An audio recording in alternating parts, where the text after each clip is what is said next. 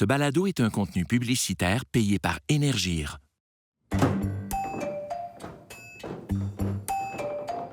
Voyons, t'as mis ta maison à une entrée pour le gaz. C'est pas bien bon pour l'environnement, ça, hein? Voyons. Voyons, c'est où, là? Il me semble que je l'avais laissé là. Attends. Bon, voilà. OK. Test. 1, 2. 1, 2, test. Cette enregistreuse-là, la dernière fois que je l'ai utilisée, c'était pour apprendre des tunes quétaines au ukulélé. Bonjour.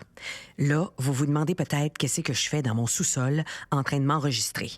C'est que, avant d'être une actrice, animatrice, improvisatrice et ukuléleuse hors pair, j'étais ce qu'on appelle une enquêtrice du dimanche.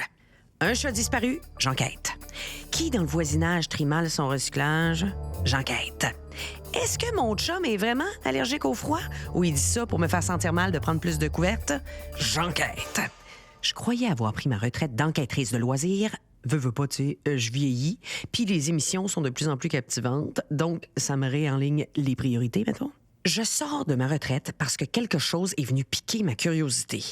Hier, pendant un apéro vino avec mon amie Nathalie, elle a aperçu le petit logo Énergir sur le devant de ma nouvelle maison. Vu qu'elle ne gêne pas pour me faire sentir nouille, elle m'a lancé un bon...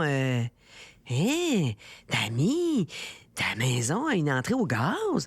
Me semble qu'on m'a dit que c'est pas bien bon pour l'environnement, ça, Tammy. Tu sais, sur le coup, j'ai rien dit parce que, je savais pas pantoute ça impliquait quoi, avoir une maison qui a une entrée au gaz. T'sais, une chose est sûre, c'est pas vrai que je fais des efforts pour sauver la planète en utilisant un bidet avec l'eau glaciale de janvier pour découvrir que ça sert à rien parce que j'utilise du gaz naturel. No way. Sauf que là, j'ai eu un doute, tu sais. On m'a toujours dit que les énergies fossiles sont mauvaises pour l'environnement. Mais est-ce que Nathalie puis moi, on est juste mal informés sur le sujet? Ça me surprendrait pas. J'ai quand même appris l'an dernier qu'on disait tornade et non tournade. Tu sais, fait que... Bref, ça m'a intriguée. Tu sais, je suis quand même toujours dans une quête de devenir une citoyenne plus éco-responsable. Ça a tellement piqué ma curiosité que j'ai décidé de sortir de ma retraite de détective de passion pour me replonger dans une enquête, celle de savoir quelle est la place du gaz naturel dans la transition énergétique du Québec et découvrir comment on peut préparer un avenir plus durable avec tout le bouquet d'énergie qui s'offre à nous. Méchant contrat. Pour débuter mon enquête, j'ai fait mes recherches. Bon, cette phrase-là a mauvaise réputation ces temps-ci, mais je vous jure, mes recherches à moi sont bonnes. J'ai découvert qu'au Québec, on essaye de décarboner. Ça, j'ai googlé ça, puis c'est un gros mot pour dire finalement qu'on tente de réduire progressivement notre consommation d'énergie émettrice de gaz à effet de serre. Puis là, je sais qu'il y en a plein qui se disent... Oui, mais Tammy, ici, on a de l'hydroélectricité. Aïe, moi, j'ai déjà visité un barrage en vacances, puis je le sais que ça produit presque pas de gaz à effet de serre. Bla, bla, bla, bla, bla, bla, bla. Oui, moi aussi, j'ai des doutes. C'est pour ça que je me suis rendue au bureau de M. Pierre-Olivier Pinault, professeur titulaire à HEC et chaire de gestion du secteur de l'énergie, pour lui poser des questions. Pourquoi, au Québec, même si on utilise beaucoup l'hydroélectricité, on a encore besoin d'un réseau gazier? On a besoin d'un réseau gazier pour différentes raisons. Il est là. Premièrement, il a déjà été construit et il nous rend de grands services. Il amène énormément d'énergie pour produire de la chaleur dans les bâtiments québécois, dans les industries québécoises. Ouais. Et on en a besoin à l'avenir parce qu'on ne pourra pas tout miser sur l'électricité pour la décarbonation du Québec. On aura besoin d'avoir des alternatives. Et c'est pour ça que le gaz naturel fossile, même s'il faut s'en débarrasser, parce qu'on va vouloir se débarrasser de tout ce qui est les énergies fossiles, le pétrole, le gaz naturel, mais le réseau de gaz naturel, il est là, il est déjà payé en grande partie, et il peut encore livrer différents types de produits gazeux, du gaz naturel renouvelable dans un premier temps, et après peut-être d'autres types de gaz naturel, d'autres types de gaz renouvelables, et ça va être très utile pour justement être complémentaire à l'électricité dans nos besoins énergétiques. Vous avez l'air pas mal convaincu de ça. C'est les analyses qu'on peut faire quand on regarde tous les plans internationaux pour la décarbonation. Il y a personne qui dit c'est seulement l'électricité. L'électricité doit être centrale. Elle est déjà centrale à nos besoins énergétiques, mais on aura besoin de compléments autour de l'électricité, du gaz naturel renouvelable, des biocarburants pour différents usages qui vont être importants de satisfaire. Qu'est-ce que c'est des biocarburants? Les biocarburants, en fait, le gaz naturel renouvelable, on peut le considérer comme un des biocarburants. C'est une grande famille. C'est tout ce qui vient de la matière organique, c'est-à-dire des résidus alimentaires, des résidus agricoles. L'industrie agroalimentaire, quand elle fait des yogourts, par exemple, elle a certains sous-produits qui ne sont pas utilisés ou même des yogourts passés de date. Tout ça, ça peut être réutilisé pour faire des carburants. Soit des carburants liquides comme de l'éthanol ou du biodiesel, ou alors des carburants gazeux comme le gaz naturel renouvelable. Bon, si on veut maximiser là, puis bénéficier de toutes ces sources d'énergie-là, il va falloir quand même planifier un peu plus intelligemment au Québec notre consommation énergétique. Vous êtes d'accord avec ça? Oui. C'est quoi la place d'entreprises privées comme Énergir, par exemple, pour alléger la charge du réseau électrique?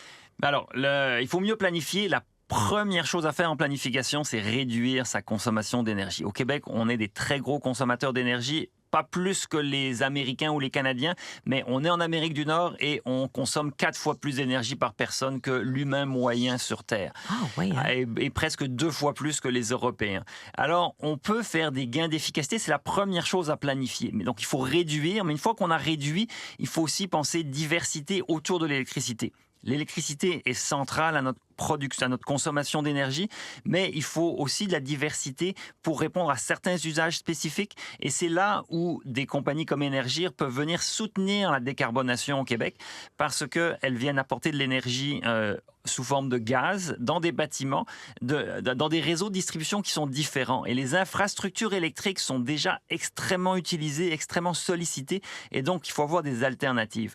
Et Énergir, elle aide beaucoup au niveau de la livraison d'énergie, elle aide beaucoup au niveau de l'efficacité énergétique et du développement d'alternatives comme la géothermie, des réseaux de chaleur. C'est aussi des choses qu'il faut développer et qui sont en dehors de ce que Hydro-Québec fait. Dans ma tête, on est vraiment bien servi avec l'hydroélectricité. Mais quand je vous entends, je me demande, est-ce qu'au Québec, on réussit quand même à utiliser de nouvelles sources d'énergie? Est-ce que c'est aussi accessible qu'on le pense? Alors, c'est très accessible. Le soleil, il est très accessible. On en reçoit tous les jours. Oui, mais ça prend les installations. Exactement. Donc, c'est ça. Et c'est ça qu'on ne fait pas assez encore. C'est mettre nos propres installations de production solaire. Il y a une bonne raison. Ça coûte très cher. Et notre hydroélectricité, elle n'est pas très chère. Mais on a développé beaucoup d'éoliens au Québec. Et ça, c'est une bonne chose ces dernières années. Et on continue d'en rajouter.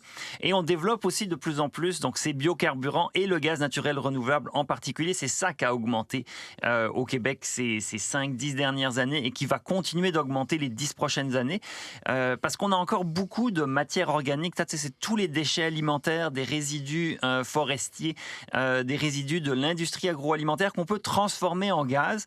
Et ça permet de valoriser ces rebuts organiques, d'en extraire de l'énergie. Et comme c'est quelque chose qu'on produit de toute façon et qui irait au dépotoir autrement, eh bien, on peut faire de l'économie circulaire, les utiliser pour faire de l'énergie avec ça. C'est ce que Énergir soutient énormément pour pouvoir justement enlever du gaz naturel fossile de ses approvisionnements et le remplacer par du gaz naturel renouvelable. Donc oui, on y arrive, mais il y a encore beaucoup de chemin à faire. Et surtout, il faut réduire notre consommation et maximiser les opportunités d'aller chercher cette énergie renouvelable.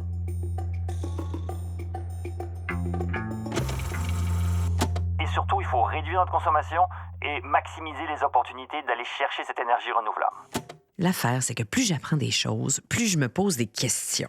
Même après mon entrevue avec M. Pinault, je me demande encore si les efforts que fait Énergir ont un vrai impact positif sur notre empreinte carbone collective puis sur l'avenir énergétique. Bon, j'avais pas le choix de pousser mon enquête encore un peu plus loin. Et pour ça, j'ai appelé... Voyons, j'avais son nom quelque part. Ah oui, Monsieur André Bellil. Écoutez bien ça. Lui, il est président cofondateur de l'Association québécoise de lutte contre la pollution atmosphérique et il est aussi auteur. Eh bien, lui, il va pouvoir m'aider à en apprendre plus sur les solutions qui s'offrent à nous quand on parle d'énergie et de problèmes environnementaux. là, je suis pas peu fière. J'y ai demandé de venir faire une randonnée en forêt avec moi. Je veux dire, j'ai pas fait de formation de détective privé, là, mais j'ai vu assez de films d'intrigue pour savoir que les meilleures réponses sortent quand nos interlocuteurs sont à l'aise. Un écologiste, tu sais, il doit bien aimer ça, lui, respirer l'air frais de la montagne. Hein? C'est parti!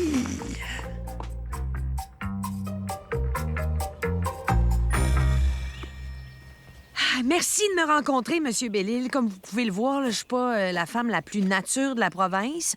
Bon, c'est sûr que j'aime grignoter des olives dehors au soleil dans mon hamac, mais c'est pas la même chose, mettons.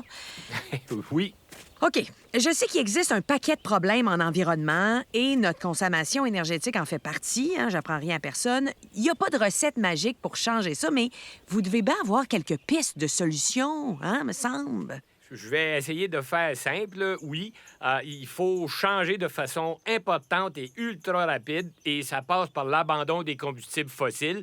Et ça interpelle l'énergie de façon absolument très importante et c'est tout un défi pour eux. Hey, on voit loin! Regardez-moi ça, ça me fait penser à notre avenir collectif. Hey, pensez-vous que les projets collaboratifs d'énergie avec des compagnies comme Boralex, Énergir, qui s'allient à Hydro-Québec, ça peut avoir un bel impact, ça, sur notre futur énergétique? Oui, par contre, il y a des limites importantes. D'abord, personnellement, puis au niveau de la QLPA, on est 100 contre l'idée de privatiser les ressources, que ce soit l'eau, le vent, le soleil, autant que l'eau dans les rivières, ben le vent, c'est la montagne ici, ou le soleil partout, ben ça appartient d'abord et avant tout aux citoyens et citoyennes du territoire, OK?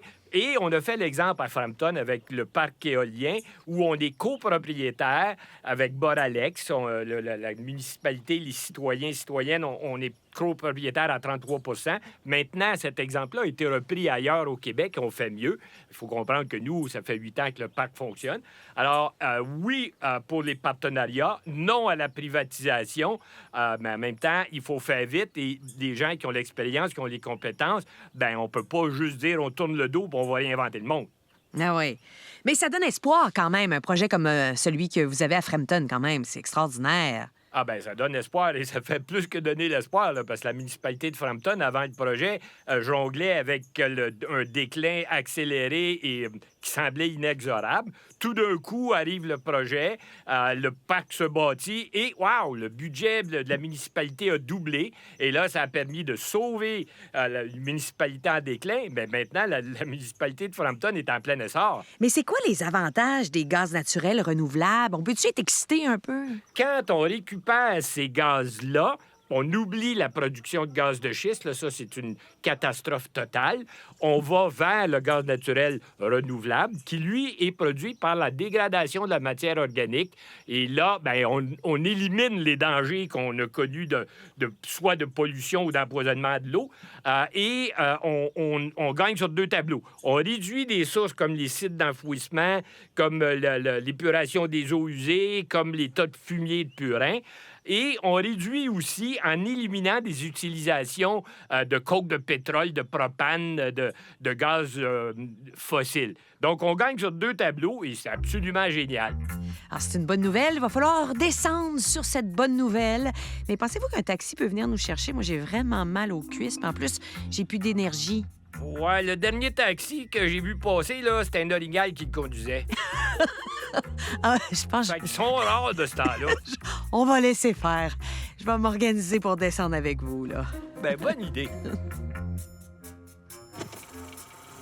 Oh, j'espère que vous m'entendez bien. Je parle pas fort parce que je suis dans mon lit puis mon chum est pas loin, là. J'ai tellement les genoux maganés. Je peux pas descendre au sous-sol pour faire mon débrief. Fait que je le fais ici. Mes rotules sont tellement gonflées, on dirait deux petits panflets d'anglais.